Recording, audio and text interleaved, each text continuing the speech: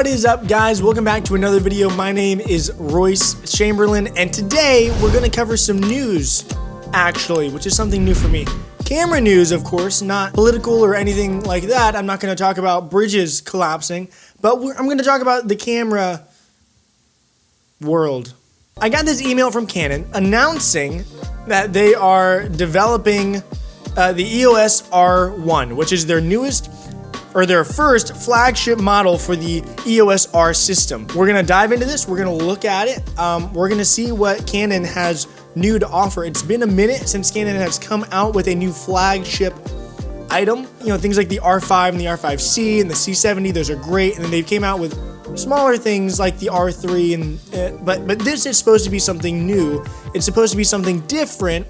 So I'm excited to actually deep dive into what this press release, I guess is what this is, says. So this is straight from Canon, right? Can't really get much better than that in terms of information. But new release, Canon develops EOS R1 as first flagship model for the EOS R system. I'm currently shooting on a Canon R. I really like the R5 and the R5C. So what they've developed so far in their R lineup has been very impressive, but again, as we keep reading, you'll see there's something different going on here. New image processing system further improves AF and image quality. AF means autofocus, if you do not know. Tokyo! May 15th, 2024. Canon Incorporated announced today that it is currently developing the EOS R1 full-frame mirrorless camera as its first flagship, right? Yada, yada, yada. We just read all that. Continuing. As you can see, kind of off the top here, we get a quick glimpse as to what this sucker is going to look like. And I gotta say, it's a crossbreed, or not even a crossbreed, it looks just like the R3. Very similar. You know, it reminds me of like the 1DX Mark II, 1DX Mark III, but like with this new style, like the R3 body, you got these buttons here that are just, they're interesting because there's no markings on them. Like if you look at the C70, which is the same form factor, right? Square, chunky, not like an R or an R5. It's more of a, photography, I guess, form factor, because the vertical stuff, you can kind of see they have the buttons over here. Most of these types of cameras do, except for the C70, because that's a cinema camera. But these are you know, they have these buttons. There's unique things about them that make them the way that they are. But these buttons are unmarked. On other cameras and on something like the C70, there's markings on them, and I'm assuming that these are like multi-purpose buttons that you can click, you know, and you can change the function of them. On the C70, it's like from 1 to 18 or something crazy, and they're all numbered. These, it's almost as if you're flying blind, and this is just my assumption that that's what these buttons are. It could be something different. They kind of remind me of like the buttons in the area when you're like releasing the lens from the camera that you push down. It gives off that vibe, but I don't think that that's what's going on here at all. They're probably multifunction. But you got this good grit. It looks like what's the name of that steel that has the pattern like this? I mean, it looks like this. It looks like... Why can't I think of the name? What is this called? Anyways, it's giving off industrial steel vibes, okay? Let's go back to this. That's what this looks like here. I'm assuming it's rubber. Anyways, this is kind of just a closer look at what they've given. This is probably a render. This probably isn't the actual thing. Again, Canon develops, so we don't really know how far down the line they are, but this is going to kind of tell us what they've got going on here. Let's keep reading. The EOS R is a mirrorless camera geared towards professionals that bring together Canon's cutting-edge technology and combines top-class performance with a strong, durable, and high reliability sought in a flagship model. The camera will dramatically improve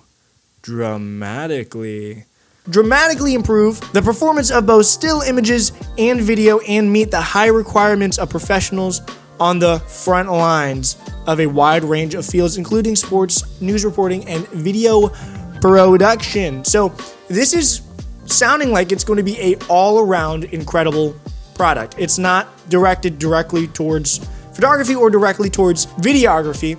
It's supposed to be kind of a great piece of both, right? Which is very exciting. And again, dramatically improves. That's exciting. I would say it's probably not often that Canon dramatically improves stuff. That's more of a Sony thing, but I'm a Canon guy, so whatever. Anyways, this camera employs a newly developed image processor, Digic Accelerator, in addition to the pre-existing processor, Digic X. That's interesting. I guess maybe that's their dramatic improvement here. It sounds like we're beefing up this camera's capabilities The new image processing system composed of these processors and the new CMOS sensor enables large volumes of data to be processed in high speeds and delivers never-before-seen advancements in autofocus and other functions. So right off the bat, I'm very excited about this camera and what its new capabilities might be. What concerns me though is there is this running frustration with the R systems. It's really only been like one or two of the cameras, but overheating. From the sounds of it, they're packing this, it's supposed to process large volumes of data at high speeds and deliver never before seen advancements. Like, I just hope it doesn't overheat. I just hope that this isn't going to last 10 minutes outside before it overheats like the R6 Mark 1 or whatever. That sucker overheats fast. I made a video about it if you want to watch it. That would be, it doesn't, in this mock-up, I don't see any vents. Like the R5, the R5C really is what I'm talking about, has vents all in it, and that's for video. But if this is supposed to be cutting edge in both photo and video, I just hope that it can handle that and it's not going to overheat when I video with it, with this new processor. By combining a new image processing system and deep learning technology, is that AI? I don't know, but it's kind of interesting the way that they worded that.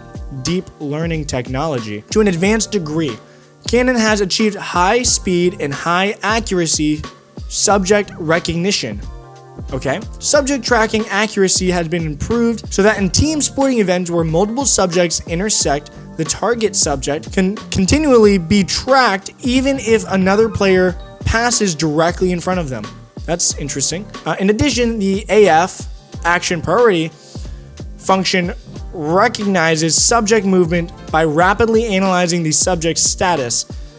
In moments during a sports game, when it is difficult to predict what will happen next, this function automatically determines the player performing a certain action, such as shooting a ball, as the main subject and instantly shifts the AF frame, thereby helping to capture decisive moments of gameplay.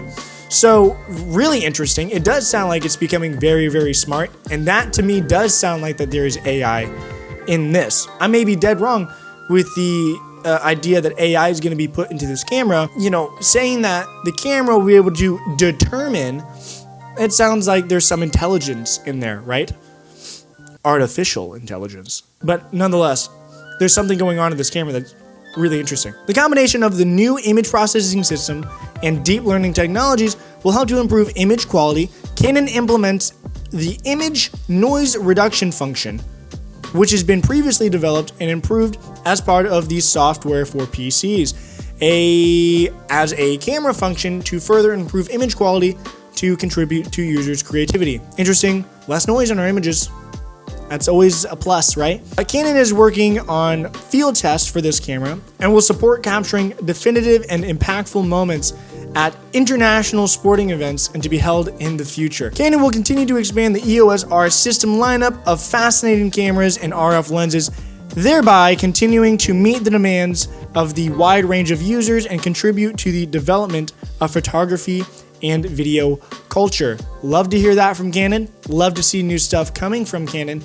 And I've got to say, after reading this whole entire thing, I'm very intrigued. I would love to pick up one of these myself and play with it and give you guys an in-depth review once it comes out. And this may or may not be a render. It might be an actual image of the device because they claim down here that Canon is working on field tests for this camera, which sounds like that they are using it and testing it out in the field. So anyways, I'm very excited. I was very intrigued when I saw this from Canon and it seemed like big news to me. I wanted to read it with you guys, give you my thoughts, and let me know your thoughts on this camera. Is this something that you might want to pick up in the future?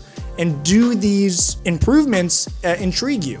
And also, I want to know if you guys think that there's going to be AI in this camera, because I don't know. I might be, again, dead wrong with that, but anytime I hear something that like the camera will determine or that deep learning technology, in this day and age, I'm thinking AI. I don't know how that would work in this camera. They kind of explained it, but that's would be really interesting. And would it be the first camera to implement AI? I don't know. I would have to do some more research on that. But thank you guys so much for watching this video.